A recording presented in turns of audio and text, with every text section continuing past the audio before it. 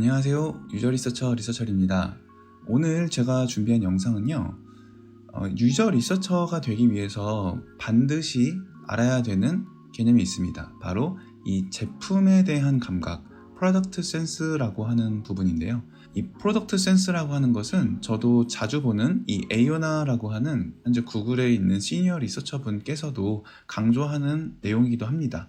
해당 영상은 이 우측 상단에서 확인해 보실 수 있는데요. 자, 그만큼 이 플랫폼 생태계에서 유저 리서처로 일을 한다는 의미는 이 제품이 어떻게 만들어지는지에 대해서 내가 정확하게 알고 있어야지만 굉장히 밀접하고 연관된 리서치를 할 수 있다라는 의미이기도 해요. 자, 그래서 이 제품에 대한 감각 또는 영어로 프로덕트 센스라고 하는 이 부분은 대체 우리가 무엇이라고 이해를 해야 되고 이것을 이해하는 데 도움이 되는 몇 가지 개념들에 대해서 제가 여러 개의 영상으로 나눠서 컨텐츠를 만들어 볼 계획입니다. 자, 그 첫 번째 순서로 오늘 영상에서는 프로덕트 센스라고 하는 다소 모호한 개념을 구체화된 하나의 개념으로 이해해보는 영상으로 준비했습니다. 자, 그럼 바로 시작해 볼게요. 자, 오늘 영상에서 전달드리고자 하는 이 프로덕트 센스에 대한 개념은 현재 업계에서 통일되어 있거나 정립되어 있는 그런 개념으로서의 정의는 아니에요. 저도 처음에는 이런 프로덕트 센스가 전혀 없는 채로 이제 플랫폼에서 유저 리서치를 시작을 했었다가 여러 스타트업을 거치면서 디자이너와 개발자분들과 아름아름 소통을 하고 문서를 주고받으면서 이 제품을 만드는 데 수반되는 요소들이 어떤 것들이 있는지를 깨달아가면서 가지게 된 개념입니다. 자, 그러면 이 프로덕트 센스 과연 무엇인가? 제가 생각하는 프로덕트 센스는 개발로 어디까지 가능한가? 라는 것이랑 비슷한 의미라고 생각을 해요. 스마트폰이라고 하는 우리 손안에 있는 이 기기에서 우리가 제품을 경험하고 사용하는 과정에서 그것을 구현해내는 이 개발의 영역에서 어디까지 가능한지를 우리가 알게 되면 표면적으로 사용자가 경험을 하는 그 넓은 범위에서 어디까지 어떤 분석이 가능한지를 알 수 있게 된다는 의미이기도 합니다. 자, 그러면 이 개발로 가능한 영역은 어디까지일까라고 생각하면 좋을까요? 물론 어딘가에서는 개발로서도 절대 불가능하다라고 여겨지는 영역이 있을 수 있습니다만 요즘에 굉장히 고도화된 이 개발자 환경에서 그리고 우리가 실물 세계랑 접촉하는 것이 아닌 이 스마트폰이라고 하는 디지털 기기 생태계 내의 영역에서는 사실상 개발로 모든 게 가능하다라고 바라보는 것이 저에게 있어서는 기본 관점, 이 디폴트 뷰라고 생각해요. 굉장히 강한 강도의 저의 의견이긴 하지만 그럴 정도로 제가 실무에서 여러 차례에 걸쳐서 아니 이런 게 가능해요? 와 이게 된다고? 저게 가능하다고요? 와 같은 느낌을 받았던 순간이 굉장히 많았었습니다. 자, 그러면 모든 게 가능하다라고 하는 이 범위 내에서 사용자를 분석하는 저희 같은 유저 리서처에게 의미 있는 범위의 가능성은 어디까지일지 한번 제가 정리를 좀 해봤습니다. 자, 제일 먼저 임프레션이라고 하는 이 노출값이 수집이 됩니다.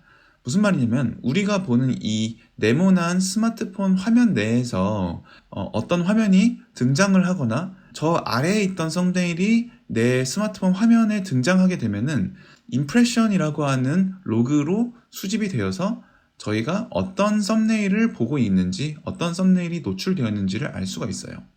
이 임프레션이라고 하는 이 노출 데이터를 활용한다면 서비스를 이용할 때 어디까지 스크롤을 해서 보는지를 파악할 수 있습니다. 쿠팡이나 배민 또는 유튜브 같이 이렇게 무한정으로 스크롤이 돼서 상품이 노출이 되는 서비스 같은 경우 어디까지 유저가 스크롤을 하는지가 만약에 궁금하시다면 어느 위치에 있는 상품까지 노출값이 찍혀 있고 어디서부터 끊겨 있구나, 어디서부터 노출값이 굉장히 저조해지는구나를 보게 되면 화면 전체 단위에서 어디까지 스크롤을 해서 보는지를 유출을 해볼 수가 있어요. 자, 그러면 노출된 화면에 여러 가지 버튼들이 있고 여러 가지 메뉴들이 있는데요. 이런 버튼과 메뉴들 그리고 사진들을 클릭할 때마다 역시 클릭 로그라는 게 또 수집이 됩니다. 그래서 누가 또는 얼마나 많은 사람이 특정 버튼을 클릭을 했는지 안 했는지, 쿠폰 받기 버튼을 클릭을 했는지 이런 분석들이 얼마나 사람들이 어떤 버튼을 클릭했는지를 알 수 있기 때문에 가능한 분석이라고 보시면 될 것 같아요. 또 우리가 알 수 있는 것은 입력값이라고 하는 건데요. 무슨 말이냐면 검색 버튼을 눌러서 아이 장난감, 맛집, 요즘 잘 나가는 패션 이러한 내가 관심 있는 키워드를 입력할 때 그 입력했던 텍스트도 다 수집이 되어서 분석이 가능합니다. 상태값 변경도 수집이 가능한 데이터입니다. 우리가 푸시 알림을 보냈을 때 그 푸시 알림을 수신했는지, 클릭해서 열어봤는지, 또는 우리가 식당에 주문을 했는데 식당에서 주문을 접수한 상태인 건지, 음식을 만드는 상태인 건지, 배달 중인 상태인 건지, 도착을 한 상태인 건지와 같은 이런 상태값이 변경되는 것도 이 개발 데이터 환경에서는 수집이 가능한 데이터입니다. 더 나아가서 사용자가 앱 서비스 내에서 어떠한 경로를 거쳐서 어디까지 도달했는지도 알 수가 있어요.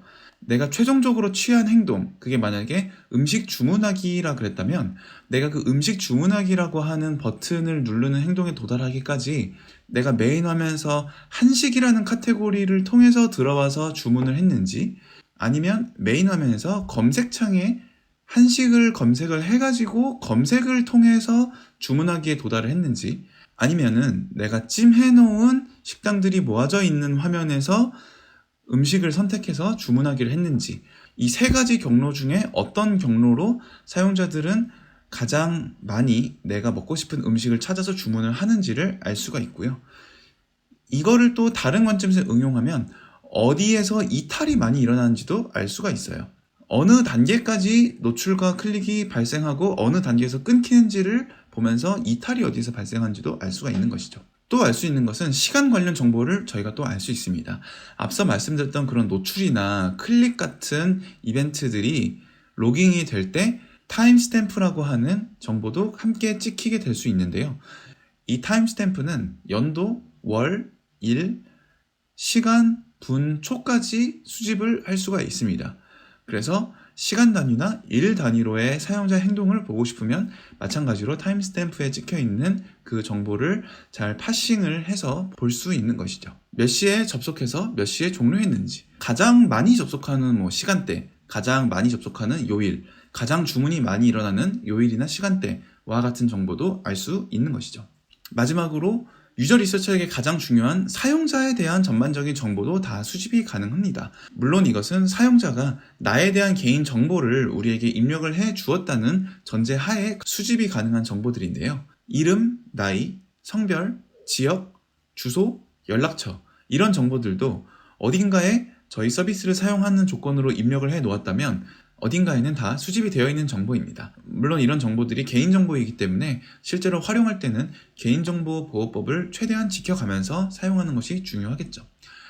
그래서 이 정보를 알 수 있다면 어떤 유저가 어떤 매장을 특별히 많이 방문하는지, 특별히 많이 주문하는 시간대는 언제인지, 이 유저가 특별히 선호하는 물건은 무엇이고 메뉴는 무엇인지와 같은 것들을 알 수가 있게 됩니다.